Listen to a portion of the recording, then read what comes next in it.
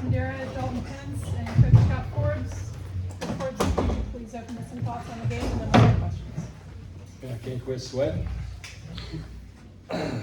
You're in a game like that, it gets at time, I guess, the words be a little bit stressful, and then it all pours out at the end.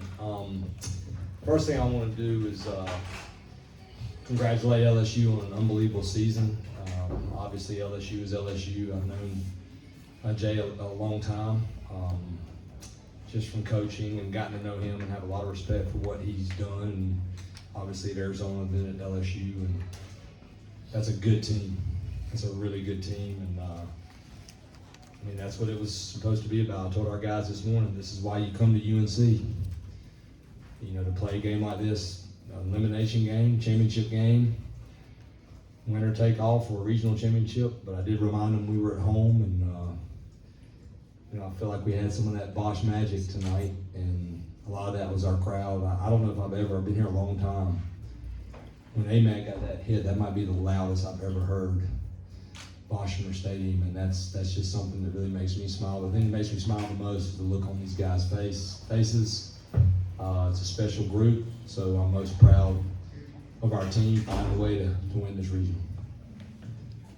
Coach, you've been preaching the 27-out mindset the entire season, but how about your team playing all 30 today and needing all 30? Man, I know. I was like, who's going to play where? You know, we went for it there, putting French in the 8th, and it's just not surprising. I mean, you know, anything can happen in this game, but these guys, like, they can tell you more than I can tell you. It's the mark of this team. They'll be in here tomorrow, and they'll be right back, driven and focused and getting after it, but they've done it all year. And, you know, you also have to give, what's his name, who came in for them, the Helmers. I mean, he was really good. So our pitching kept us there and gave us that shot. So these guys, they're going to play until that last out is made. We just had to play a little more to finish it off. Michael. Coach, all weekend long, the bottom of your lineup was really doing work with Gavin, Colby, and Alex, and they all three had huge hits tonight. What does that mean to you to see your 7, 8, 9 hitters, you know, keep the line moving? I mean, that's why our lineup's so good. We've got speed distributed, power distributed, right, left throughout, and that can be hard. I was a pitching coach a long time. It's hard to make decisions pitching-wise. You go to a lefty, you go to a righty. And these two guys, obviously, you know, you got one. I have a soft spot for a Division III guy right here, and then Colby Wilkerson. You know, Coach Weir saw Colby first, and he said, "I really think this kid can play shortstop." And I went to watch him, and Colby will tell you, a lot of people told him he's probably never going to play at UNC when he came here, and that's what makes college baseball so awesome. These guys have been really good for us all year, and they've done a really good job of lengthening the order and getting on for Honeycutt, Cook, Harbor, and D'Onofrio, and all those guys. Alex, in the 10th, when you guys took the lead, you know, it all came to 2 outs, and I guess Casanazzi's drive sort of started the whole thing there. I mean, when the guy didn't come down with the catch, did you all start thinking, hey, you know, something might happen for us here? And can you just sort of take us through that inning? Yeah, I mean, I think any inning, you know, we think that we have a chance of scoring, a chance of putting pressure on the pitcher. And I mean, obviously with that inning, with Johnny getting on, you know, obviously everybody in the dugout was pulling for Johnny. Everybody's been pulling for each other all year long. But, you know, he got that hit, and, you know, everything started turning, and everybody was like, all right, you know, we got a real chance to score here, and, you know, let's put them away. And you're at bat, if you don't mind. You know. Yeah. You know, all weekend, you know, I was kind of getting beat with the sliders facing lefties, and, you know, I kind of figured that I was going to get a couple, and, you know, he couldn't really land them, and he beat me with a couple of fastballs early in the count. So when I got to 3-2, I kind of just sold out for fastball and told myself, you know, he's throwing 96. I'm not going to let myself get beat by a fastball here. So, you know, I just jumped on it and luckily hit it up the middle. Dalton, you've been a workhorse this weekend, third outing of the weekend for you. What did you have to have the ball in your hand to close this one out? I mean, it meant a lot to me.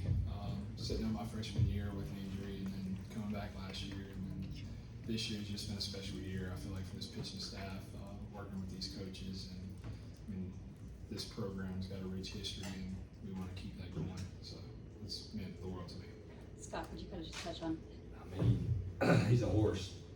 I mean, you know, and yesterday's game, you know, we had a plan, and you know, unless it got really close, we didn't want to use certain guys because we felt like they could lengthen out. They worked so hard, and that's a credit to Coach Allen, Coach Gaines, for managing the pitching staff so well all year, so that you can have a guy like DeCaro come back and throw off 60 pitches, and then Matthias and Pence. And you know, Dalton is able to do that because he is just a blue-collar, hard-working kid. I mean, you look at him, he's gotten bigger, he's gotten stronger, and you don't recover if you don't get addicted to that weight room. And that kid, you know, lucky to have him here, that's for sure. And I saw him go through the injury, and to see him work so hard to come back has been really, really cool for me. Dalton, don't work on 117 pitches in 3 appearances. How are you able to keep that fastball going and keep your stuff going with that much work? Just staying ready, stretching, like Coach said, just going in after the games, doing my post, just doing everything I can off the field to put my body in the best position possible to go out the next day. What are your emotions when you got that last out? There's been a couple games in the last couple weeks where you're down to the last strike and it doesn't happen, and to get it tonight. I mean, it was the best feeling I've felt in the world, probably. I mean, it was. I mean, it's just, I wasn't feeling anything in that moment. It was great. Pat? For Alex and Colby, Coach Todd thought, the reason you guys come here is to play in games like this. And you guys come through in the clutch. Can you describe what that was like for you? Yeah, I mean, for me, obviously in that inning before that, or maybe 2 innings, I don't know what inning it was, where I didn't get the bunt down.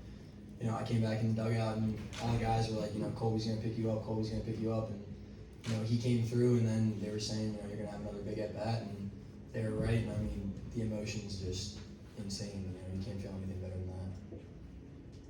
Yeah, I mean, that's a great game, and we wouldn't even be in that situation if it wasn't for our pitchers.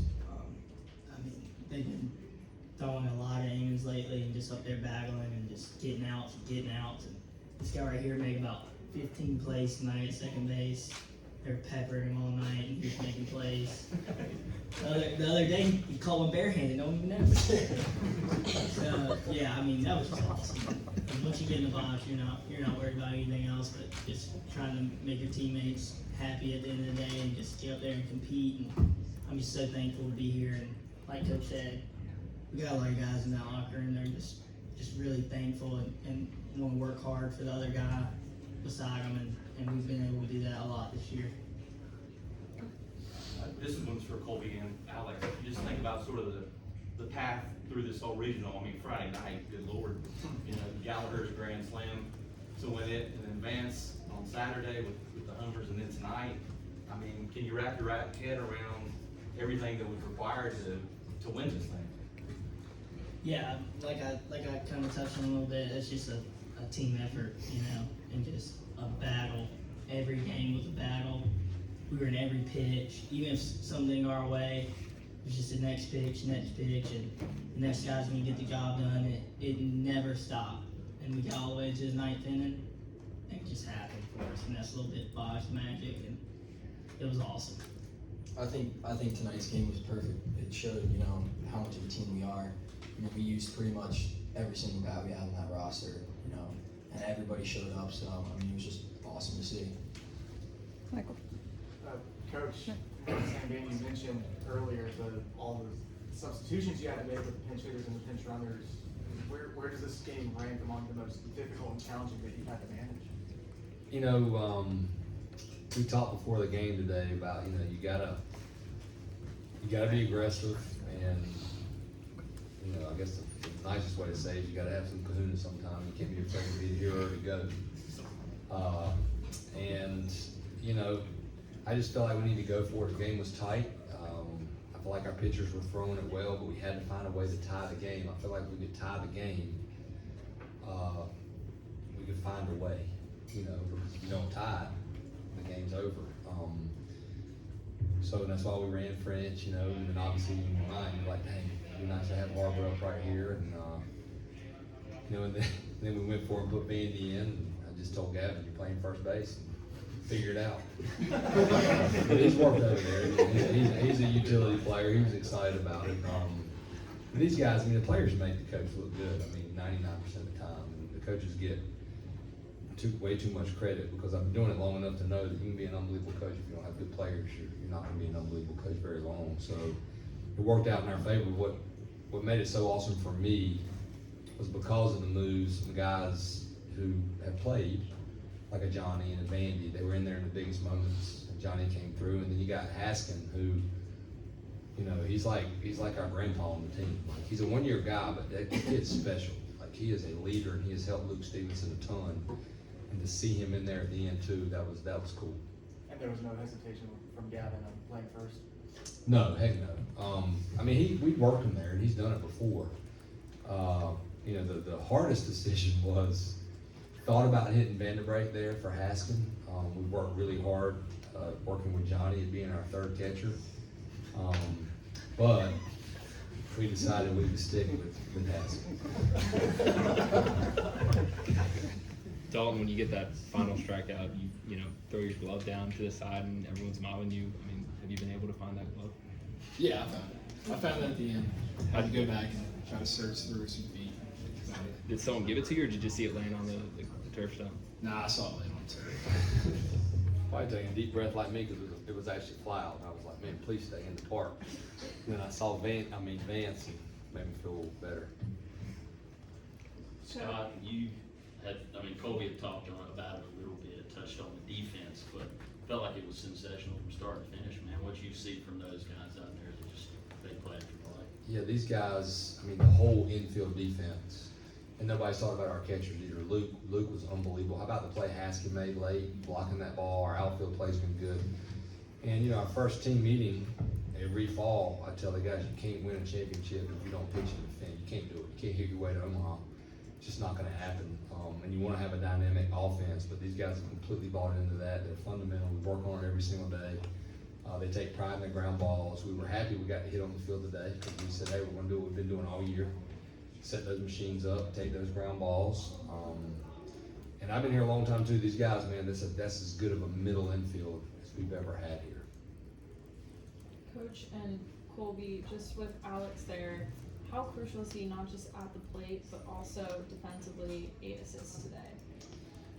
I mean, yeah, if you give that team or us, you know, powerful offenses, extra outs, they capitalize, and these guys don't just not give extra outs, they grab outs to make tough plays.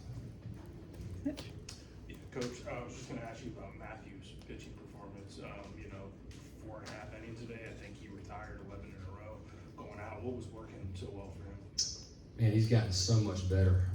Here's a kid who went out in summer ball, and his first pitch, he got hit with a line drive on his left wrist, so he didn't get a pitch. We had to catch up. We were laughing about his first day of conditioning coming back. It didn't go so well.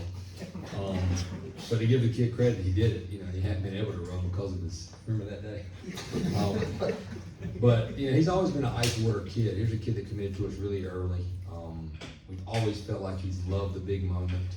Again, him not pitching yesterday, but we've really worked Coach Howell and Coach Gaines, you know, moving Coach Howell to just the pitchers, and those two guys working together. It really helped a guy like Maddie understand his pitches. Obviously, he's worked hard, he's throwing harder, but because of what we have now at our fingertips back there in our new facility, you can figure things out more than you used to, and that's really helped Maddie learn to throw the fastball up, the cutter down, and add the curveball to it. So it's a credit to him too. I see him back in the weight room with these pitchers, and you know, Coach Gaines, our pitching coach, he pitched here, and he knows what a good pitching culture is, and he's been determined to get that instilled here, and that's a big credit to him.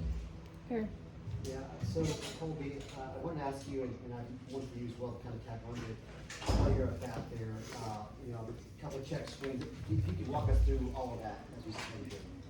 Yeah, sometimes you can kind of see the inning unfolding a little bit, and I sat down and just took a deep breath, looked around for a little bit, come up to the plate, and once I got in the box, I wasn't worried. Coach Forbes, he always gives me a good little look, and like I got confidence in me, and I knew everyone was cheering hard for me, and I just took a deep breath, and man, I just felt like a little kid in the box, man. I was ready to go. I wasn't gonna let him beat me with a heater because he was slinging it. And then just his development as a hitter over the course of 4 years. You talked about his defense, and obviously that's so critical, but, gosh, I mean, he comes up in that spot against a big-time arm. Yeah. Probably wouldn't happen a couple years ago. Yeah, and it's a credit to Colby because there's a kid in our program that I've gotten on pretty good. And challenges Colby Wilkerson, especially like, hey, we gotta get in that weight room, and you gotta get bigger and stronger if you want to be a good offensive player. He went back to switch hitting. But I mean, he was a stream being when he got here. He worked really hard in that weight room. And that was fun to see because he couldn't do that. Maybe, maybe last year he wasn't quite strong enough. And when those guys, you gotta be able to choke up and get that bat head out, and he's able to do it. He's had a lot of big hits for us. Good. Time for two more, Michael, then Adam. Alex, Coach Forbes was mentioning the environment here at the Bosh tonight, the Bosh magic, and how your single was probably the loudest moment that he's heard. I mean, when you get recruited here, you can tour the facility, you can see the stadium, but there's no people in it. I mean, what did this environment mean to you as someone who's coming from a smaller school? I mean, it's incredible. I mean, there's nothing like it. Obviously a small Division III school, you're playing in front of maybe 100, 200 people max, all families mainly, nobody's really getting into it that much. And I mean, just to hear them tonight, it was incredible.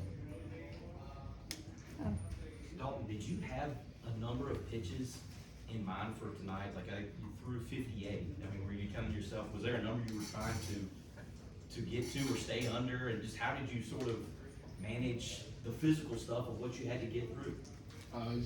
No, not really. Just going pitch for pitch. I mean, He told me yesterday Nolan Ryan threw 259 in a game. So Did he tell you that?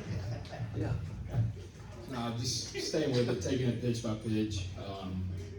If the game would have kept going and I'd have reached the limit, I would have had faith in the guys behind me coming out of that bullpen. So it was just going pitch for pitch and putting everything into that pitch. All right. Thanks so much, y'all.